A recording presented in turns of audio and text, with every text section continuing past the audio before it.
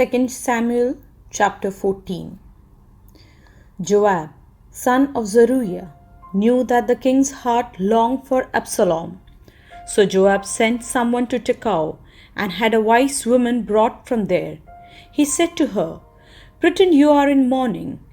Dress in mourning clothes and don't use any cosmetic lotions. Act like a woman who has spent many days grieving for the dead. Then go to the king and speak these words to him." And Joab put the words in her mouth. When the woman from Tekoa went to the king, she fell with her face to the ground to pay him honor, and she said, "Help me, your majesty." The king asked her, "What is troubling you?" She said, "I am a widow, my husband is dead. I, your servant, had 2 sons. They got into a fight with each other in the field, and no one was there to separate them. One struck the other and killed him. Now the whole clan has risen up against your servant. They say, 'Hand over the one who struck his brother down, so that we may put him to death for the life of his brother, whom he killed. Then we will get rid of the heir as well.'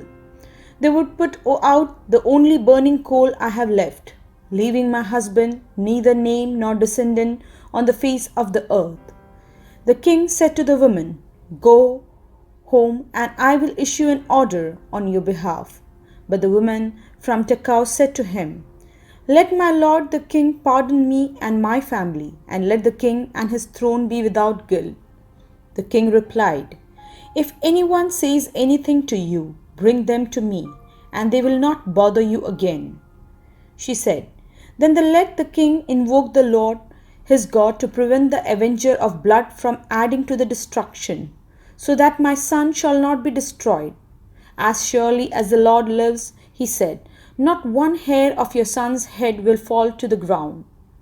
Then the woman said, "Let your servant speak a word to my lord the king." "Speak," he replied. The woman said, "Why then have you devised a thing like that against the people of God? When the king says this, does he not convict himself, for the king has not brought back his banished son?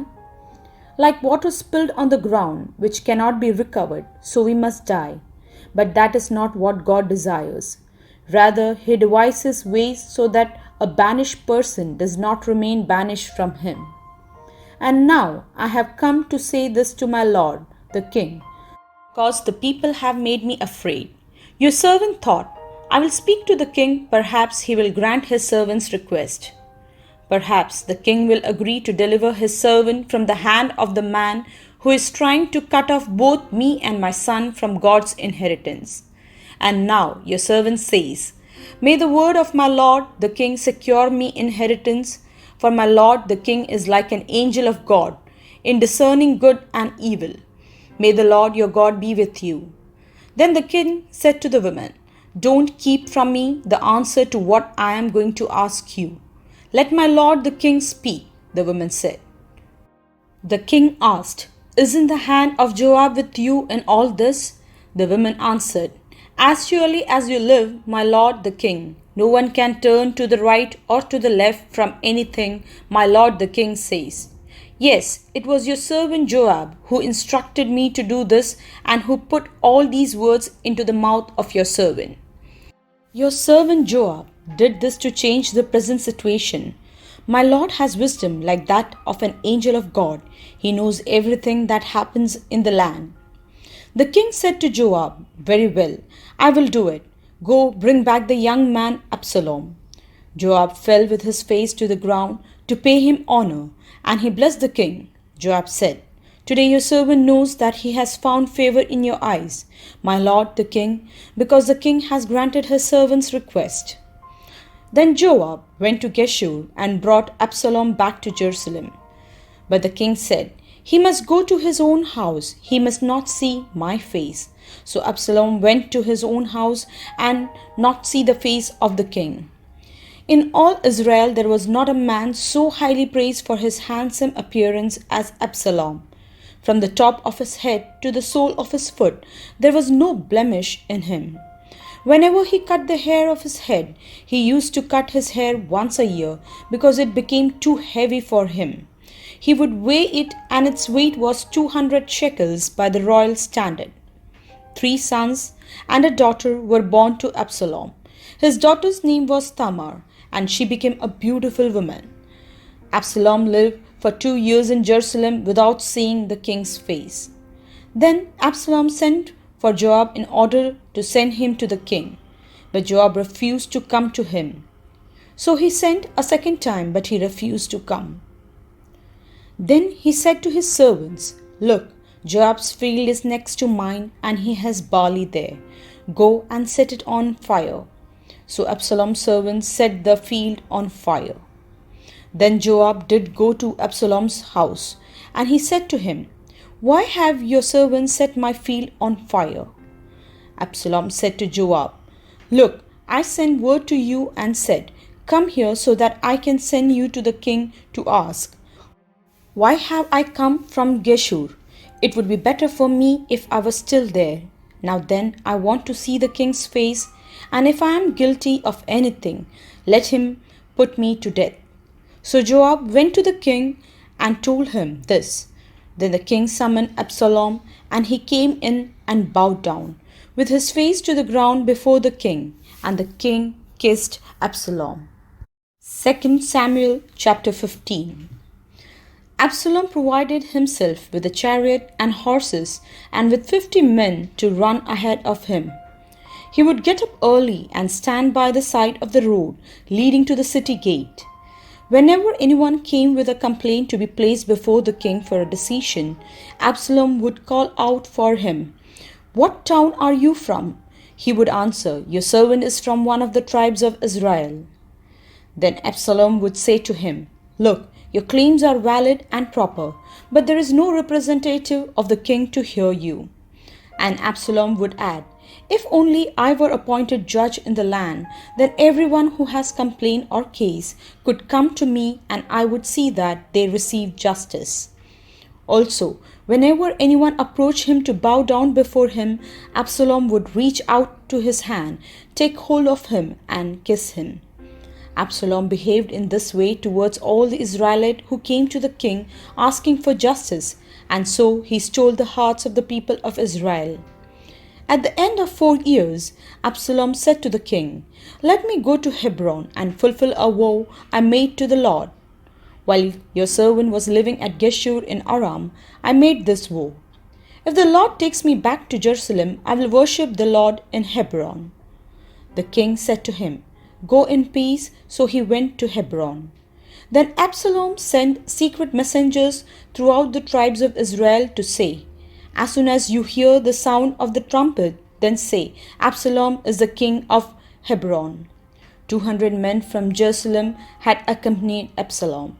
They said they had been invited as guests and went quite innocently, knowing nothing about the matter. While Absalom was offering sacrifices, he also sent for Ahithophel the Gilonite, David's counselor, to come from Gilo, his hometown. And so the conspiracy gained strength, and Absalom's following kept on increasing. A messenger came and told David, "The hearts of the people of Israel are with Absalom." Then David said to all his officials who were with him in Jerusalem, "Come, we must flee, or none of us will escape from Absalom. We must leave immediately, or he will move quickly to overtake us and bring ruin on us and put the city to the sword." The king's official answered, "Your servants are ready to do whatever our lord the king chooses." The king set out with his entire household following him, but he left 10 concubines to take care of the palace. So the king set out with all the people following him, and they halted at the edge of the city. All his men marched past him, along with all the Kerethites and Pelethites, and all the 600 Gittites who had accompanied him from Gath marched before the king.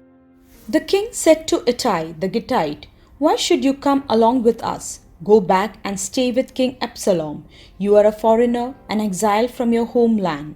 You came only yesterday, and today shall I make you a wanderer about with us?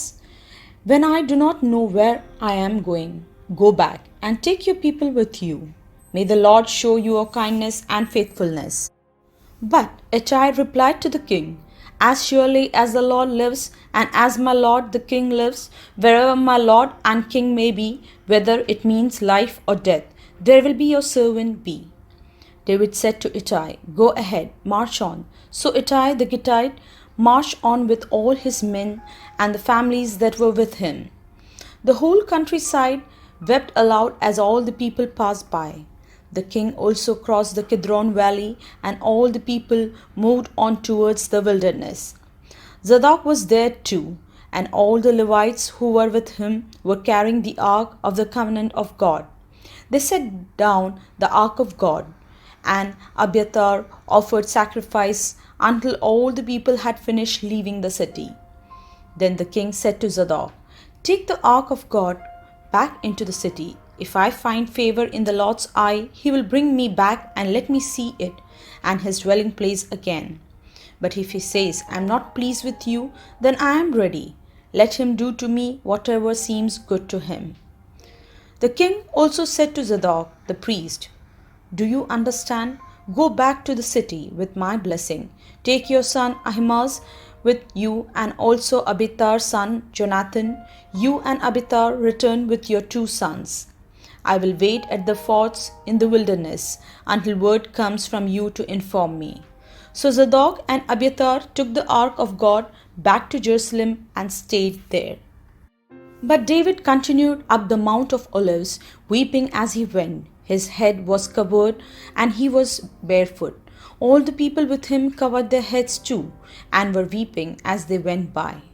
Now David had been told, "Ahithophel is among the conspirators with Absalom." So David prayed, "Lord, turn Ahithophel's counsel into foolishness." When David arrived at the summit, where people used to worship God, Hushai the Archite was there to meet him, his robe torn and dust on his head. David said to him, "If you go with me, you will be a burden to me. But if you return to the city and say to Absalom, 'Your Majesty, I will be your servant. I was your father's servant in the past, but now I'll be your servant,' then you can help me by frustrating Ahithophel's advice. Won't the priests Zadok and Abiathar be there with you? Tell them anything you hear in the king's palace." Their 2 sons, Ahimaaz, son of Zadok, and Jonathan, son of Abiathar, are there with them. Send them to me with anything you hear. So Hushai, David's confidant, arrived at Jerusalem as Absalom was entering the city.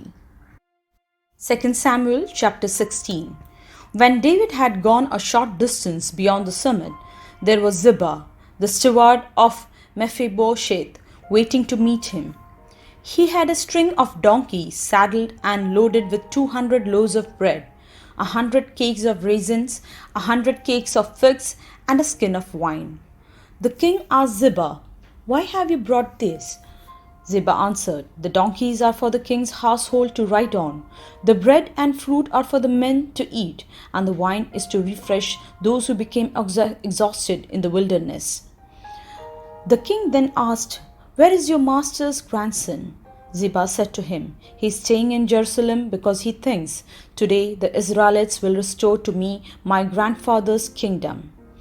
Then the king said to Ziba, "All that belonged to Mephibosheth is now yours." "I humbly bow," Ziba said. "May I find favor in your eyes, my lord the king?" Shimei curses David. As King David approached Bahurim, a man from the same clan as Saul's family came out from there. His name was Shimei, son of Gera, and he cursed as he came out. He pelted David and all the king's officials with stones, though all the troops and the special guard were on David's right and left. As he cursed, Shimei said, get out, you murderer, you scoundrel. The Lord has repaid you for all the blood you shed in the household of Saul, in whose place you were reigned. The Lord has given the kingdom into the hands of your son Absalom. You have come to ruin because you are a murderer." Then Abishai, son of Zeruiah, said to the king, "Why should this dead dog curse my lord the king? Let me go over and cut off his head." But the king said, "What does this have to do with you, you sons of Zeruiah? If he is cursing because the Lord said to him, 'Curse David,' and who can ask, Why do you do this?" David then said to Abishai and all his officials, "My son, my own flesh and blood is trying to kill me. How much more than this Benjaminite?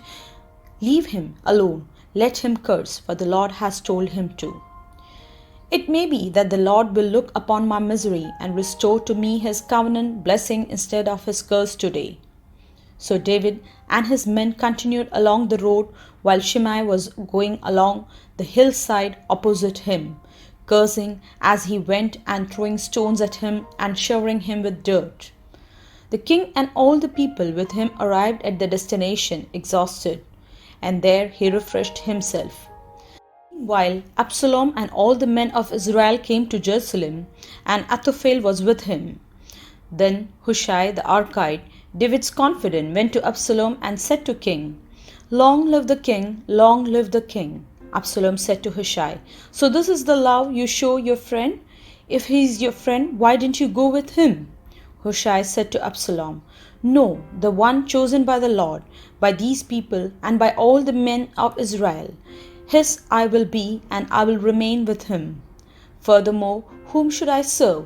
Should I not serve the son? Just as I serve your father, so I will serve you." Absalom said to Ahithophel, "Give us your advice. What should we do?" Ahithophel answered, "Sleep with your father's concubine, whom he left to take care of the palace. Then all Israel will hear that you have made yourself obnoxious to your father, and the hands of everyone with you will be more resolute." So they pitched a tent for Absalom on the roof, and he slept with his father's concubine in the sight of all Israel. Now, in those days, the advice of Ahithophel gave was like that of one who inquires of God. That was how both David and Absalom regarded all of Ahithophel's advice.